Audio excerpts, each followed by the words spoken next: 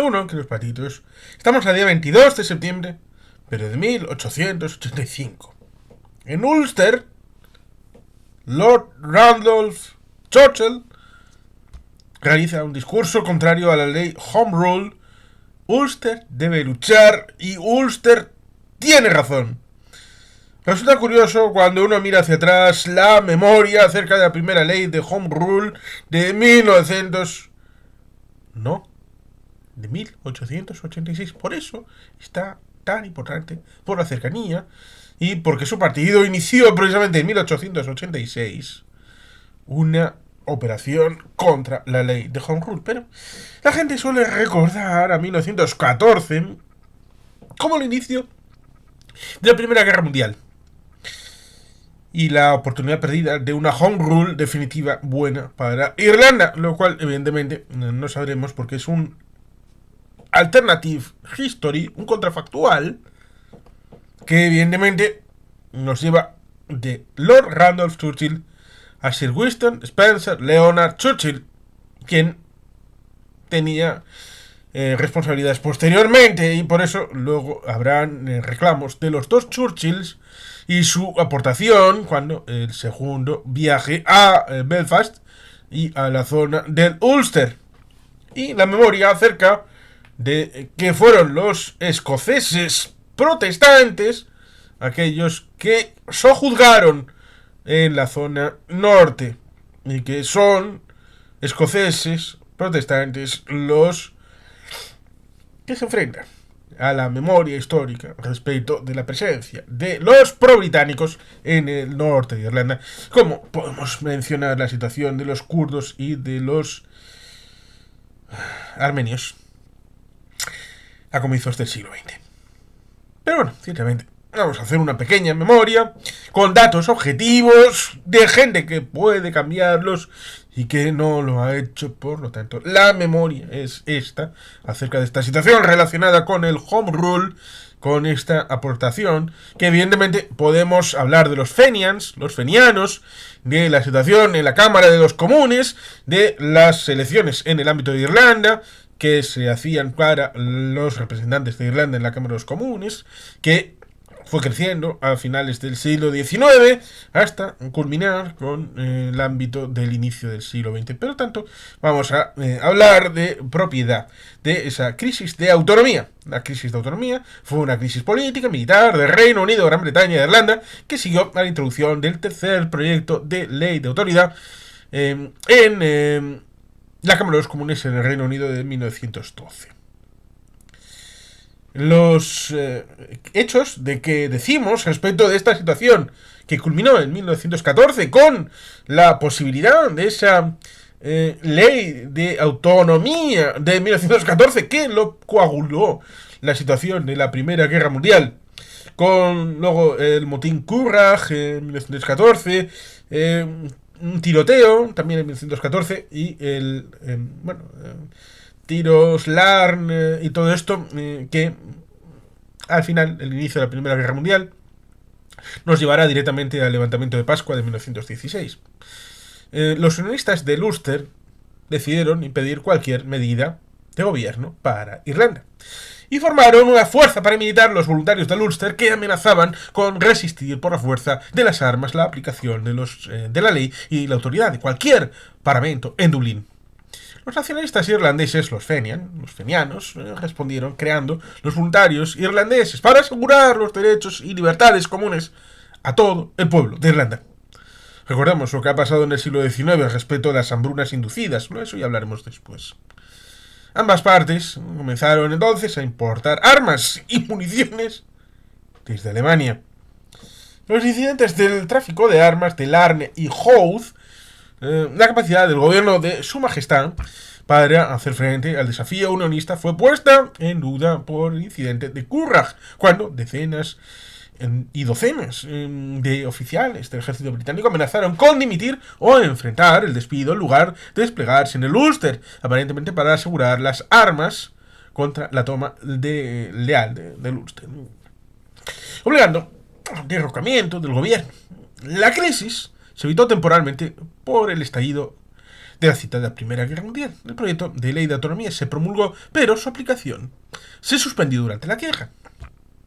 Con lo cual, ahí tenemos parte del what if. ¿De qué hubiera pasado si?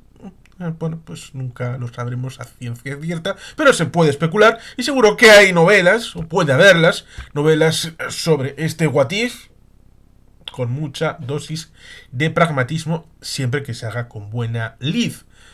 Evidentemente, antecedentes, pues está el movimiento de autonomía de Irlanda. Los reinos separados de Irlanda y Gran Bretaña se fusionan el 1 de enero de 1801 para formar el Reino Unido de Gran Bretaña e Irlanda. A lo largo del siglo XIX, la oposición irlandesa a la unión fue fuerte, ocasionalmente estallando en una insurrección violenta. En la década de los años 30 y 40 del siglo XIX se habían hecho intentos, bajo la dirección de Daniel O'Connell, de derogar el Acta de la Unión de 1800 y restaurar el Reino de Irlanda sin romper la conexión con Gran Bretaña. Estos intentos de lograr lo que simplemente se llamó derogación fracasaron.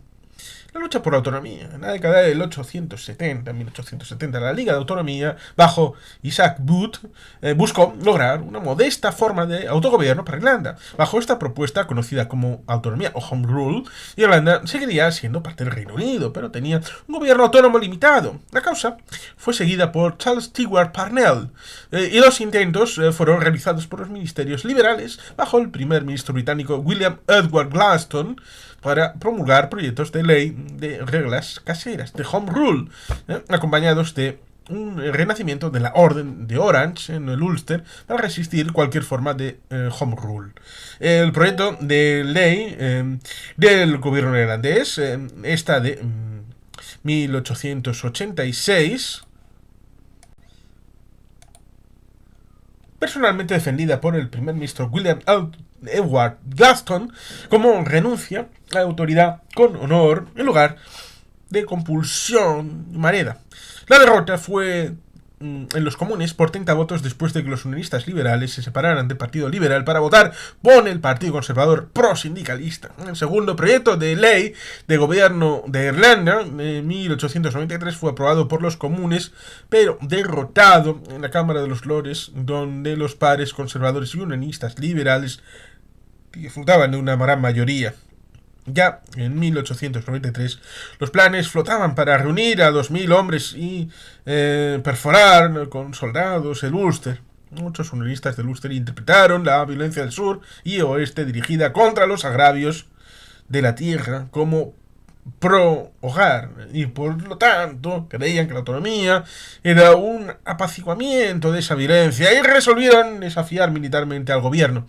¿Qué fue el tema del proyecto de ley de 1886 y a la que hizo ese llamamiento Lord Randolph Churchill, que es el que y conmemoramos en un día como hoy? Bueno, no sé si la palabra es conmemorar, es la efeméride que traemos hoy. El proyecto de ley de gobierno de Irlanda de 1886, conocido comúnmente como el primer proyecto de ley de gobernación, fue el primer gran intento hecho por un gobierno británico de promulgar una ley que creaba gobierno para parte del Reino Unido de Gran Bretaña e Irlanda en la isla de Irlanda. Fue presentado el 8 de abril de 1886 por el primer ministro liberal William Gladstone para crear una asamblea descentralizada para Irlanda que gobernaría Irlanda en áreas específicas.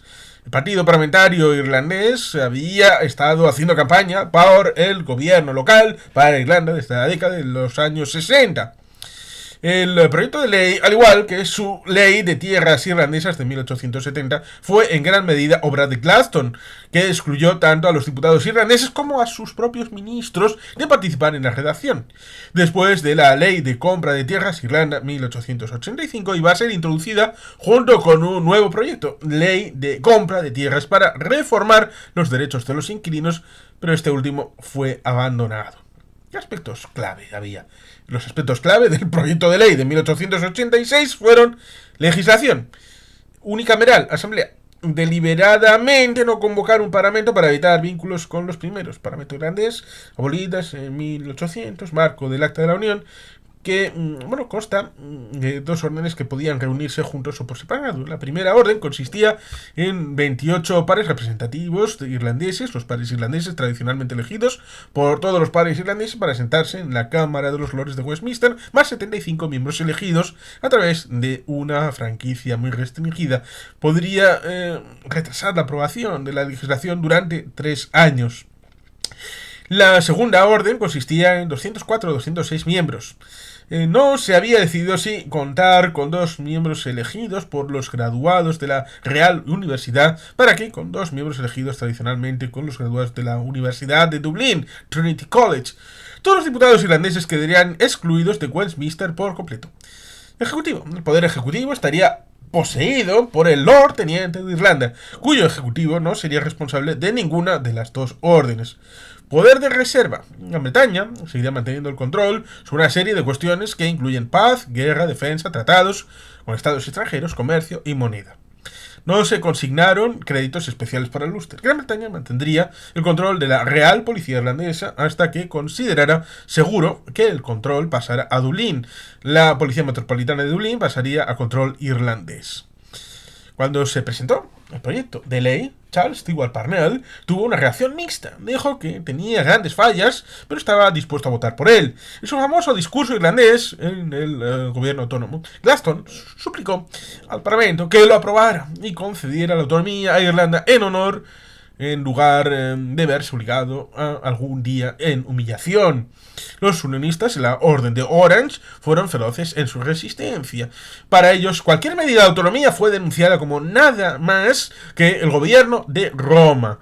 En la acérrima ciudad leal de Portadown, la ciudad de Citadel Orange, donde se fundó la Orden de Orange en 1795, los Orangers y sus partidarios celebraron la derrota del proyecto de ley por almacenar el túnel. Este fue el titular en el periódico local, donde se informó de una turba atacó al pequeño gueto católico nacionalista en la calle Owens.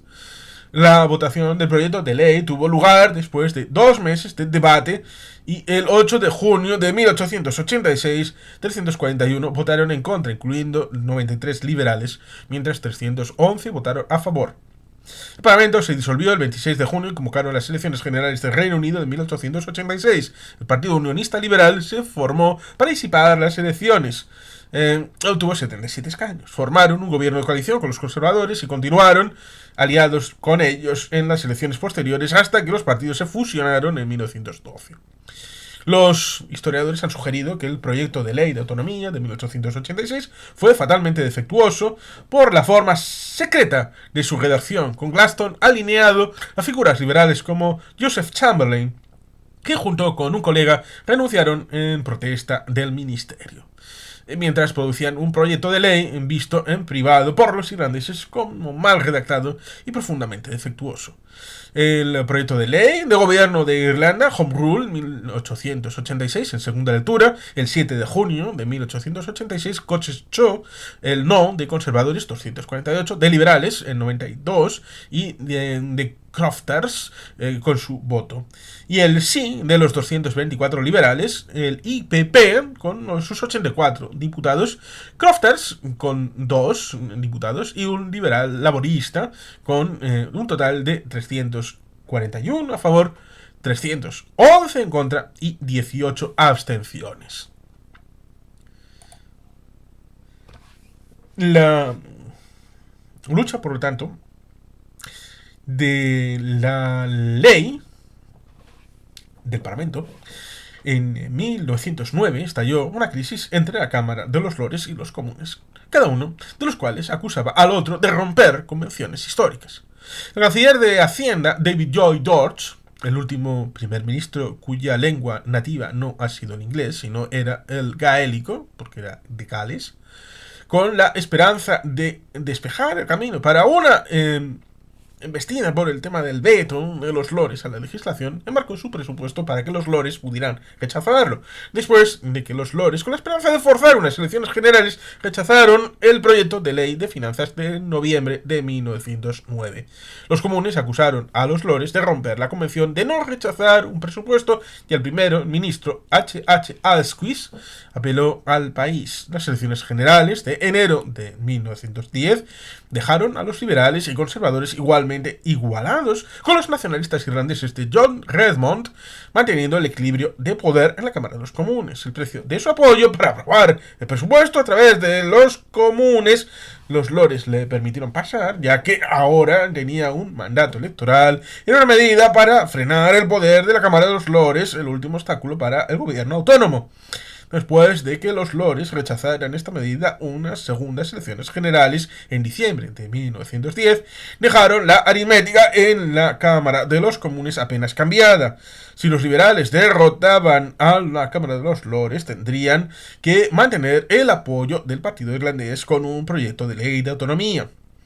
Con la promesa de cooperación tanto del difunto rey Eduardo VII como del nuevo rey Jorge V, los liberales amenazaron con asediar a los lores con suficientes nuevos pares liberales para asegurarle al gobierno una mayoría nueva en los lores. Los pares echaron a editar la ley del Parlamento de 1911, fue aprobada. Los lores ahora no tenían poderes sobre los proyectos de ley de finanzas y su veto ilimitado fue reemplazado por uno de solo 2 años de duración. Si la Cámara de los Comunes aprobó un proyecto de ley en el tercer año y luego fue rechazado por los lores, todavía se convertiría en ley sin el consentimiento de la Cámara Alta. Aunque se insinúan sobre el autonomismo habían aparecido en los discursos en los ministros a lo largo de 1910, Asquith solo admitió que tenía la intención de presentar un proyecto de ley de autonomía a finales de la campaña de diciembre de 1910, cuando más de 500 escaños ya habían terminado la votación, lo cual llevó a quejas de que el público británico no había dado ese mandato. Tercer proyecto de ley de autonomía. El 11 de abril de 1912, el primer ministro presentó el tercer proyecto de ley de autonomía que otorgaría a Irlanda el autogobierno. La relación unionista. En el Ulster, los protestantes tenían una mayoría numérica. Gran parte del noreste se oponía a ser gobernado desde Dublín, a perder su supremacía local antes de la ley de unión de 1801. Los protestantes eran las empresas, la élite política y la aristocracia en la tierra de Irlanda. Los católicos solo se les había permitido votar de nuevo en 1793 y fueron excluidos de sentarse en el Parlamento hasta la emancipación católica de 1829. Desde la Acta de la Unión de 1701, ningún católico había sido nombrado Lord Teniente de Irlanda, el jefe de gobierno británico, en un país que era un 75% católico. En 1800 el privilegio protestante en Irlanda se basaba en la propiedad de la tierra, pero esto había sido disminuido en 1885 con la ley de tierras irlandesas que protegían los derechos de los inquilinos irlandeses, la compra de propietarios por una comisión de tierras y la introducción del gobierno local elegido. En 1912 la influencia protestante se mantuvo fuerte en el Ulster, basada no en tierras agrícolas sino en nuevas industrias que se habían desarrollado después de 1800. Muchos protestantes en el Ulster eran presbiterianos y también habían sido excluidos del poder antes de 1801. Pero ahora querían mantener el vínculo con Gran Bretaña. Además, Belfast habría crecido de 7.000 personas en 1800 a 400.000 en el año 1900, y entonces era la ciudad más grande de toda Irlanda. Este crecimiento había dependido en gran medida del comercio dentro del Imperio Británico, y parecía que el Parlamento propuesto con sede en Dublín, elegido por un país mayoritariamente rural, tendría prioridades económicas diferentes a las de Belfast y su sector industrial. El argumento desarrolló que Ulster merecía un trato separado del resto de Irlanda, y su mayoría estable, social, económicamente más cerca del resto de Gran Bretaña, merecía un respeto. Los unionistas declararon que la economía irlandesa había prosperado durante la Unión, pero con el Ulster haciéndolo mejor que el resto de Irlanda. Los protestantes del Ulster lo habían hecho bien con sus industrias, particularmente la ropa de cámara y la construcción naval. Temían que un parlamento de Dublín dirigido por los agricultores obstaculizara su prosperidad al imponer barreras al comercio con Gran Bretaña. En ese momento, la ciudad de Cork era también un centro de textiles, industria pesada y construcción naval en la isla de Irlanda en ese momento, lo cual resulta también en cierta medida contradictorio, pero estaba habilitada en gran medida por nacionalistas irlandeses que estaban dispuestos a arriesgarse a un declive económico relativo a cambio del cumplimiento de sus aspiraciones políticas. Además de factores económicos, los unionistas irlandeses temían que sufrirían discriminación como minoría religiosa en una Irlanda autónoma dominada por católicos, tomando el eslogan radical John Bright de la regla del hogar es la regla de Roma. Es decir, Home Rules is Rome's Rule. Es el gobierno de Roma si hay autonomía irlandesa. También les preocupaba el gobierno autónomo fuera el primer paso para una eventual separación total de Irlanda de Gran Bretaña, y que esto fuera una amenaza implícita a su identidad cultural como británica e irlandesa, nacionalismo irlandés que trazara una distinción inherente entre los dos. Todos los argumentos a favor y en contra de la autonomía, en general, o como se propone en el proyecto de ley, fueron presentados por ambas partes desde el día en el que se presentó en abril de 1912. La cuestión principal de la contienda durante los debates parlamentarios fue la coacción del Ulster, y se mencionó si los condados Ulster deberían de ser excluidos de las disposiciones del Home Rule. Los líderes del partido irlandés John Dillon y Joseph Devlin que sostienen que no hay concesiones para el Ulster. Ulster tendrá que seguir. En el día del Ultra, el 28 de septiembre de 1912, más de 500.000 unionistas firmaron el pacto del Ulster, prometiendo desafiar la autonomía por todos los medios posibles, elaborada por el líder unionista irlandés Sir Edward Carson, organizada por Sir James Craig, que en enero de 1911 había hablado en un sentimiento en el Ulster de que Alemania y el emperador alemán serían preferidos a la regla de John Redmond, Patrick Ford, antiguo feniano, y Molly McGuinness. Los unionistas siguieron exigiendo que se excluya al Ulster, la solución de partición, apelando a Craig. Carson, sin embargo, como hombre de Dublín, no quería la partición, lo que dejaría a 250.000 unionistas del sur a merced de una enorme mayoría nacionalista. Estaba dispuesto a hablar de la partición con la esperanza de que Redmond renunciara a la autonomía en lugar de aceptarla. Redmond subestimó la resistencia y la fuerza de su resistencia y pensó que estaban minando y aceptaría después que el Parlamento lo aprobara. El día de Año Nuevo, en 1913, Carson presentó una enmienda al proyecto de ley de autonomía en la Cámara de los Comunes para excluir a los 9 condados del Ulster y fue apoyado en esto por Bonar Law, entonces líder de la oposición conservadora. Representados principalmente por el Partido Unionista del Ulster y respaldados por la Orden de Orange, los sindicalistas fueron, a principios de 1912, voluntarios del Ulster, se formaron a partir de 100.000 milicianos locales y fueron revisados marchando por Carson en ese mes de abril.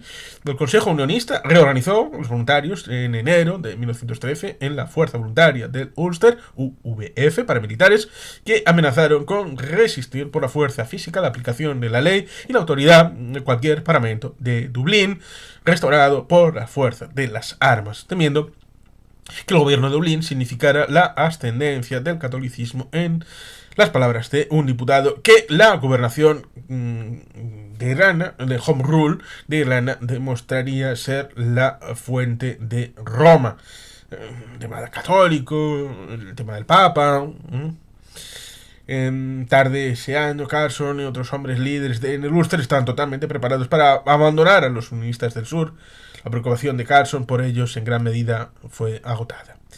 Los nacionalistas, a su vez, levantaron los voluntarios irlandeses a final de 1913 y planearon ayudar a Gran Bretaña a hacer cumplir la ley cada vez que se aprobó y oponerse al separatismo del Ulster. En el incidente de Curragh del 20 de marzo de 1914, docenas de oficiales del ejército destacados en Irlanda ofrecieron renunciar o aceptar el despido en lugar de hacer cumplir la autonomía en el Ulster.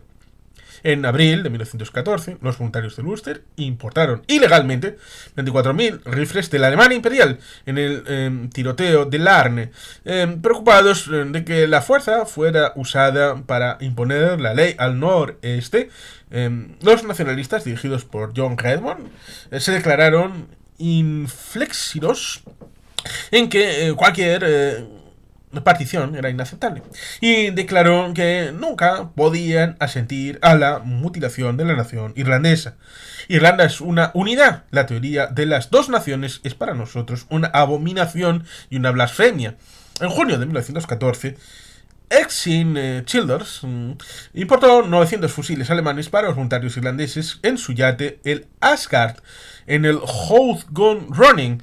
A mediados de julio, Patrick Pearse se quejó de la toma de posesión de los voluntarios por parte de Redmond, que quería armarlos por razones equivocadas, no contra Inglaterra, sino contra los naraníes. Parecía que Irlanda se deslizaría para una guerra civil. Los argumentos económicos a favor y en contra de la autonomía fueron debatidos acaloradamente. En caso de el favor, fue presentado por Eric Childress, The Framework of Home Rule, 1911, y los argumentos en contra por Arthur Samuels, Home Rule Finance, 1912. Ambos libros asumían la autonomía de toda Irlanda a mediados de ese año. La situación había cambiado drásticamente. La conformación de la partición,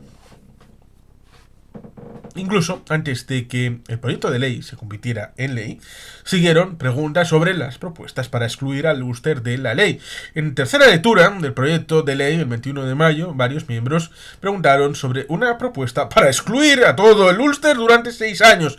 Parecía notable, ya que la propuesta se había venido haciendo como un nuevo proyecto de ley de enmienda de la Cámara de los Lores, donde el gobierno tenía menos apoyo. Los partidarios del gobierno liberal irlandés fueron instantáneamente críticos con cualquier esfuerzo para diluir el proyecto de ley existente. Lord Hugh Cecil, diputado conservador, también fue desconcertado, diciendo que traen su proyecto de ley de enmienda bajo las órdenes permanentes antes del próximo martes. Es perfectamente manifiesto que alguien va a ser engañado. No hay una verdadera razón honesta para hacer un secreto de este tipo. Mi esperanza es que sea el Partido Nacionalista el que vaya a ser engañado. Pueden ser ellos o podemos ser nosotros, pero alguien va a ser engañado, es perfectamente claro. Ahora, me parece que a finales de mayo, Asquith buscaba cualquier solución para evitar, o al menos posponer, una guerra civil irlandesa. No había sido franco sobre la nueva posibilidad de la participación temporal, dejando a todos preguntándose qué exactamente estaban votando en el proyecto de ley principal, cuando podría ser seriamente alterado por el proyecto de ley modificado aún no visto que iba a ser lanzado en la Cámara de los Lores. Sir Edward Carson, el Partido Unionista Irlandés, en su mayoría diputados del Ulster, respaldados por una recomendación en los Lores, apoyaron el proyecto de ley de enmienda de gobierno en los Lores el 8 de julio de 1914. Para exclusión temporal del Ulster del funcionamiento de la futura ley. Pero el número de condados 4, 6 o 9, y si la exclusión iba a ser temporal o permanente, todo aún por negociar. El compromiso propuesto por Asquith fue sencillo. 6 condados del noreste de Irlanda, aproximadamente 2/3 del Ulster, donde había una mayoría protestante ostensible, debían ser excluidos temporalmente del territorio del nuevo Parlamento y gobierno irlandés y seguir gobernando como antes desde Westminster y Whitehall. ¿Qué temporal sería la exclusión? ¿Y si el noreste de Irlanda finalmente sería gobernado por el Parlamento y el gobierno irlandés? Seguía siendo un tema de cierta controversia. Redmond luchó tenazmente contra la idea de la partición, pero admitió solo después de que Carson hubiera forzado a través de un proyecto de ley de enmienda que habría concedido una autonomía local limitada al Ulster dentro de un acuerdo de toda Irlanda. El gobierno británico, en efecto, no aceptó ninguna responsabilidad inmediata por los antagonismos políticos y religiosos que al final condujeron a la partición de Irlanda, considerando claramente un problema interno irlandés por lo demás irresoluble. Para ellos, los nacionalistas habían dirigido el camino para la autonomía desde la década de los 80 del siglo XIX sin esforzarse lo suficiente para entender las aprensiones unionistas y en cambio están confiando en su mayoría matemática de electores. En el fondo, las opiniones nacionalistas más avanzadas de ideólogos como D.P. Morgan no tenían nada que ofrecer a los unionistas. William O'Brien hizo un esfuerzo concertado a lo largo del 1912-13 para acomodarse a las preocupaciones unionistas en su programa político All for Ireland League, dispuesto a conceder cualquier concesión razonable al Ulster, rechazada tanto por el partido irlandés como por el clero católico. Después de numerosas interjecciones durante prolongados debates en los comunes, los 8 diputados independientes del partido AFIL se abstuvieron de votar sobre la aprobación final del proyecto de ley el 25 de mayo, en protesta de que no se había tenido en cuenta las preocupaciones y temores de las minorías protestantes. La AFIL afirma que el proyecto de ley fue en efecto un discurso de partición, después de que el gobierno introdujo el proyecto de ley de enmienda de Carson en la Cámara de los Lores para hacer efectiva la exclusión del Ulster construido sobre la base de la opción del condado y la exclusión de 6 años. La misma fórmula rechazada por los unionistas en marzo. Para salvar el intuito debate en el Parlamento, Jorge V convocó una conferencia en el Palacio Buckingham con 2 diputados de cada uno de los partidos liberales, conservador, británico y 2 cada uno de los nacionalistas y sindicalistas, celebrado el 21 y el 24 de julio, que logró muy poco, excepto un parpadeo, un paréntesis de entendimiento entre Carson y los nacionalistas que si el Ulster fuera excluido entonces su totalidad, que la provincia entera o saliera de su conjunto. Con el estallido de la Primera Guerra Mundial, la guerra con Alemania, en agosto del 14, Asquith decidió abandonar su proyecto de ley de enmienda y en su lugar se apresuró a aprobar un nuevo proyecto de ley, la Ley de Suspensión de 1914, que se presentó para el asentimiento real simultáneamente con la Ley de Gobierno de Irlanda de 1914 y la Ley de Iglesia de Gales de 1914, aunque los 2 proyectos de ley controvertidos habían llegado finalmente a los libros de estatutos el 18 de septiembre de 1914. La Ley de Suspensión se aseguró de que la autonomía se pospusiera durante la duración del conflicto y no entraría en funcionamiento hasta el final de la guerra. La pregunta fue resuelta de la misma manera, mediante la promesa de modificar la legislación que quedó sin definir. Los unionistas estaban en desorden, heridos en la promulgación de la autonomía y por ausencia de un arreglo definitivo para la extensión de la exclusión del Ulster. La oposición unionista en el Parlamento afirmó que esta maniobra de Asquith era una violación de las 13 políticas acordadas al comienzo de la guerra. Sin embargo, con el proyecto de ley de autonomía efectivamente puestos en el limbo y los aumentos que rodea todavía podía restaurar antes de que el gobierno de la causa entrara en funcionamiento. Pero los políticos unionistas pronto dejaron el tema a un lado ante preocupaciones de guerra más apremiantes. Los nacionalistas, en la creencia de que finalmente se había concedido el gobierno autónomo independiente, celebraron la noticia con hogueras encendiendo las colinas en todo el sur de Irlanda. Pero como la ley había sido suspendida durante la duración de lo que se esperaba fuera una guerra corta, esta decisión fue crucial para el curso posterior de los acontecimientos. El estallido de la guerra y la partición de Irlanda en ella, la participación en la Primera Guerra Mundial también, acabó con la crisis de autonomía en un plumazo. Carson comprometió a los voluntarios del Ulster al esfuerzo bélico y cuando el 3 de agosto de 1914 Redmond, en la Cámara de los Comunes, dijo a sus voluntarios irlandeses emprenderían la defensa de Irlanda en cooperación con los voluntarios del Ulster, el secretario de Relaciones Exteriores, Sir Edward Grey, dijo que el único punto brillante en la situación muy terrible es Irlanda. La posición en Irlanda no es una consideración entre las cosas que tenemos que tener en cuenta ahora.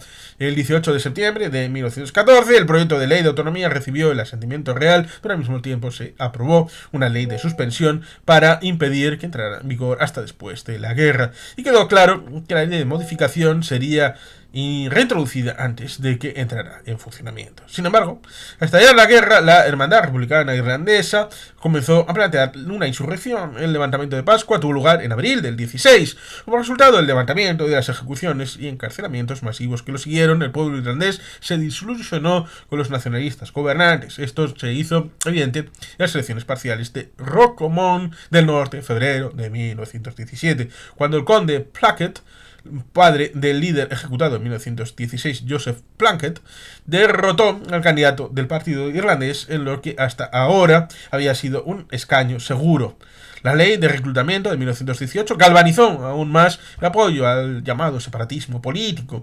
A un mes del final de la guerra, el partido irlandés fue derrotado por Sinn Féin en las elecciones generales de 1918, lo que llevó a la creación del primer Dáil y la declaración de independencia. La ley de gobierno de Irlanda de 1920 dividió a Irlanda, estableciendo parámetros negociados separados en Dublín y en Irlanda del Norte. El Tratado Anglo-Irlandés, que puso fin a la guerra de independencia de Irlanda, condujo a la creación del Estado libre irlandés autónomo en 1922. Referencia al logro de un estatus separado del Ulster, Winston Churchill comentó: si el Ulster se hubiera limitado simplemente a la agitación constitucional, es extremadamente improbable que hubiera escapado de la inclusión en un parlamento de Dublín.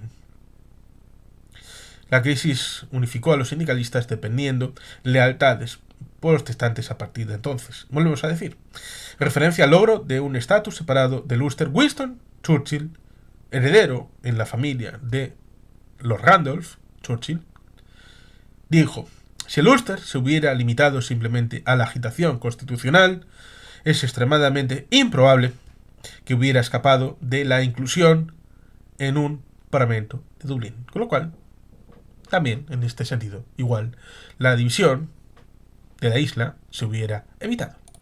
Pero son what ifs, son qué hubiera pasado si, que con el tiempo, solamente con el tiempo, y con la posterioridad y la retrospectiva, solamente con esas cartas ya marcadas, es cuando uno puede volver grupas hacia lo que ya se ha vivido y poder valorar si se hubiera podido hacer esto o aquello, si entre el periodo de 1885 y 1922 la forma se podría haber resuelto de algo distinto por las partes y los actores implicados en una configuración de las piezas diferente a tal y como salió. Y bueno, sin más, queridos patitos, es que ricasco agur berobat Betty Helpian.